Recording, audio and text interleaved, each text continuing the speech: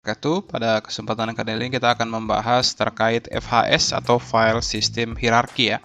Kalau kita bicara terkait File System Hierarchy, kita tidak erat kaitannya dengan struktur file system pada sistem operasi, dan kita pada kesempatan kali ini kita akan fokus membahas terkait file system yang ada pada Linux ya.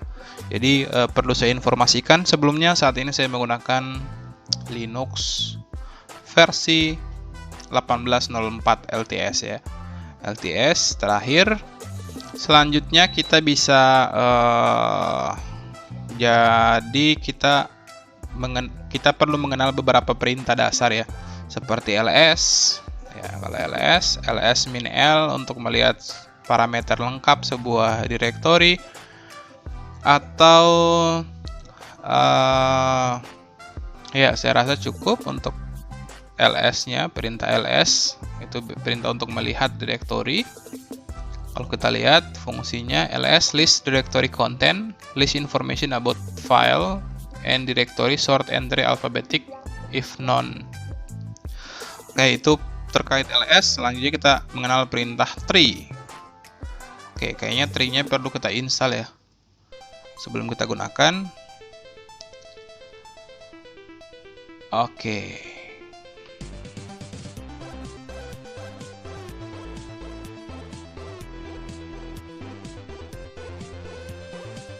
Oke, sudah selesai. Kita ketikkan tree. Oke, dan ini adalah struktur directory yang kita miliki ya. Jadi tree itu adalah fungsi perintah ya, perintah yang berfungsi untuk menampilkan struktur directory secara lengkap ya. Kenapa seperti ini? Tampilannya seperti ini karena kita berada di directory paling atas. Ketika kita ketikkan tree, maka dia akan menampilkan struktur directory secara detail ya, yang ada pada sistem yang kita gunakan. Kita bisa Ctrl C. Kita bisa lihat dulu ya terkait tree list content directory in tree like format. Jadi dia akan menampilkan konten informasi directory dan file ke dalam bentuk tree. Oke, kita coba pertama ls ya. Jadi ls, kalau kita ls itu ada beberapa directory penting yang akan kita bahas kali ini adalah bin, boot, dev, etc, home ya, lib, dan directory lainnya ya. Oke, kita mulai dari yang pertama, yaitu directory bin. Kalau kita ls bin, maka kita akan melihat daftar perintah-perintah yang bisa kita ketikkan ya, termasuk perintah yang kita gunakan tadi ya. Perintah yang kita gunakan tadi ls itu semuanya ada di sini ya, semuanya ada di sini dan kita bisa gunakan di sini. Oke, ini perintah-perintah basic. Jadi kalau kita mengetikkan perintah which itu apa Pak? Which itu adalah perintah untuk menampilkan lokasi sebuah perintah itu terletak di mana ya. Kalau kita which ls, harusnya dia ada di bin/ls. Nah, kalau kita lihat di dalam directory bin itu kita tidak punya file tree ya, atau tree-nya tidak ada di sini. Kita coba ketikkan which tree.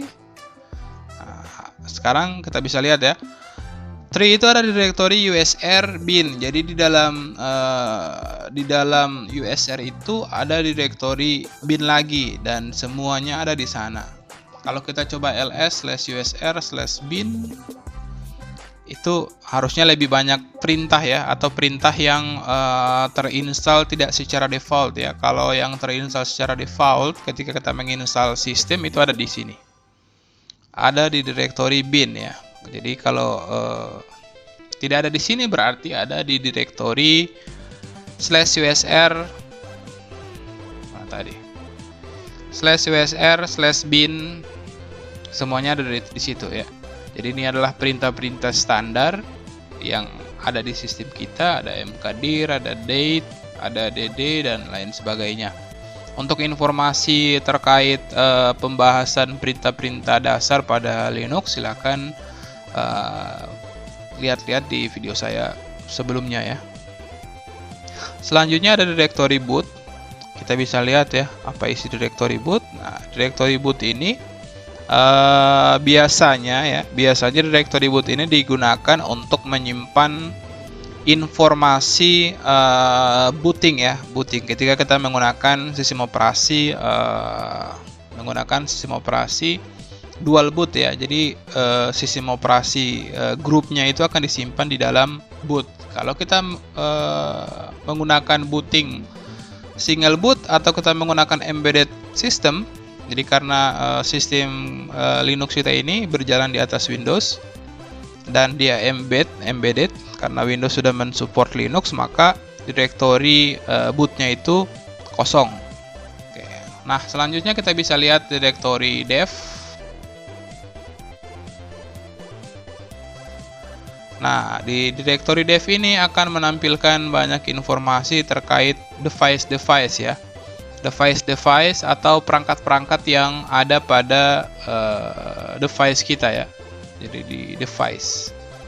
Jadi kita bisa lihat kalau kita punya perangkat CD-ROM, ini TTY ini adalah port USB-nya ya. Port USB yang ada pada device USB yang ada pada hardware kita. Folder selanjutnya adalah folder etc. Nah, di folder etc ini kita bisa memuat informasi-informasi konfigurasi berbasis teks ya. Misalnya kita ingin konfigurasi hostname, maka kita masuk ke directory etc. Oke.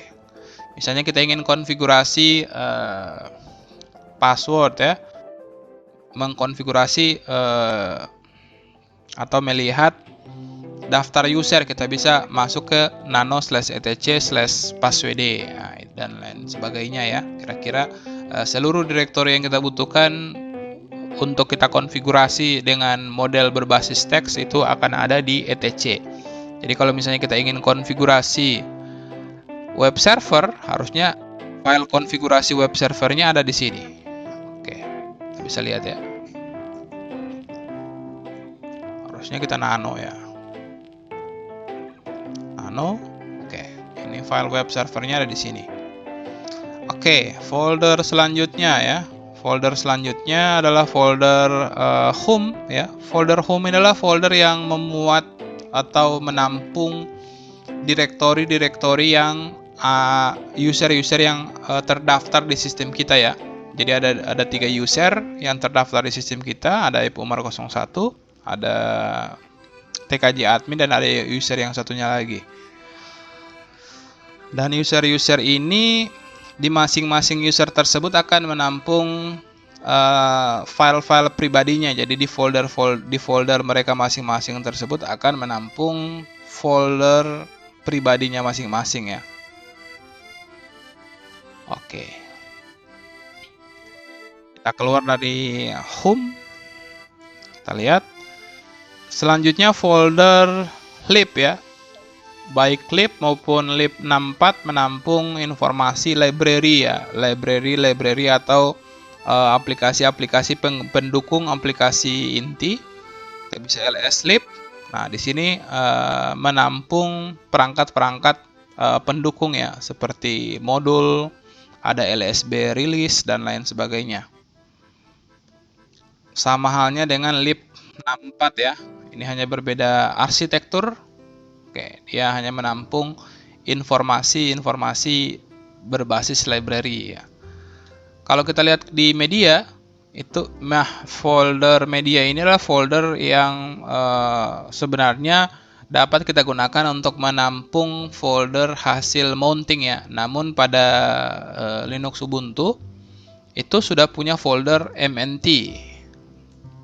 Nah, di folder MNT ini akan menampung direktori atau folder atau data kita yang sudah kita mounting menggunakan perintah mount ya. Kalau kita ls/mnt/c itu akan menampung struktur direktori. Kalau kita d akan menampung struktur direktori kita yang ada pada data d. Oke, kita lanjut ke perintah selanjutnya, yaitu perintah opt. Oke. Kita ls. Nah, biasanya folder opt ini kosong karena optional ya, atau biasanya digunakan oleh device-device yang atau aplikasi-aplikasi yang bersifat temporary ya. Temporary. Kalau kita ls proc, nah di proc ini akan menampilkan informasi terkait perangkat CPU yang kita gunakan ya, seperti perangkat-perangkat hardware yang kita gunakan. Kalau kita ketikkan mem info atau CPU info, jadi semua informasinya akan ditampilkan di sini ya. Oke, terkait sistem uptime dan lain sebagainya. Oke. Folder selanjutnya yang akan kita bahas adalah folder root, adalah folder home dari root itu sendiri. Jadi kalau kita pwd, oke, pwd, kalau kita masuk ke cd, nah kalau kita masuk di simbol seperti ini berarti kita ada di home. Kalau kita pwd/root berarti kita ada di dalam directory root kita. Yang selanjutnya ada run.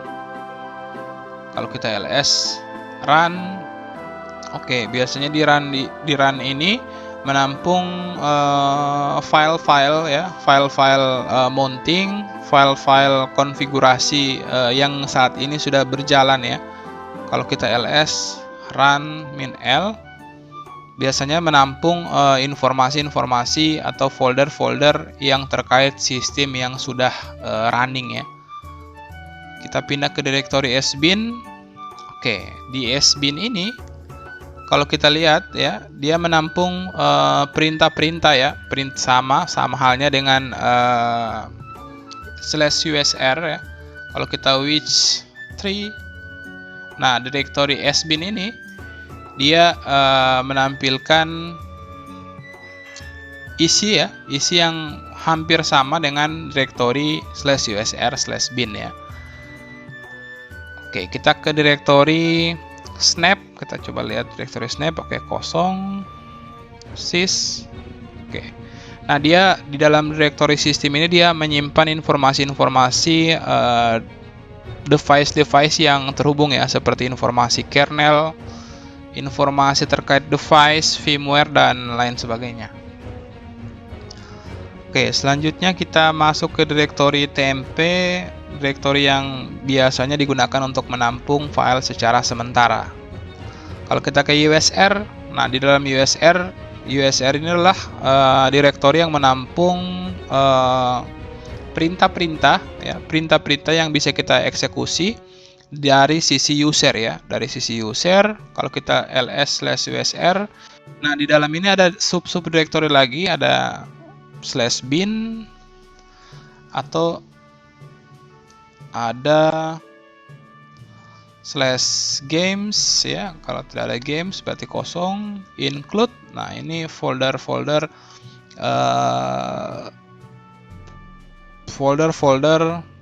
script ya, script yang ada pada sistem kita. Kita bisa lihat ekstensinya .h.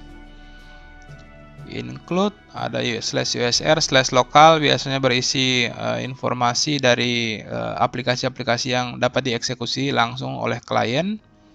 /sbin, oke, sama ya, sama dengan directory sbin yang ada di luar. Selanjutnya kita bahas terkait directory var ya. Nah, di directory var ini biasanya berisi terkait data-data web server kita. Biasanya home directory dari web server kita ada di dalam directory var atau variabel. Selain itu di directory var juga kita menampung informasi-informasi log sistem ya. Ada log di sini, ada informasi terkait sistem yang sedang berjalan atau cache yang ada di sistem kita. Oke, saya rasa sekian ya penjelasan terkait FHS kali ini.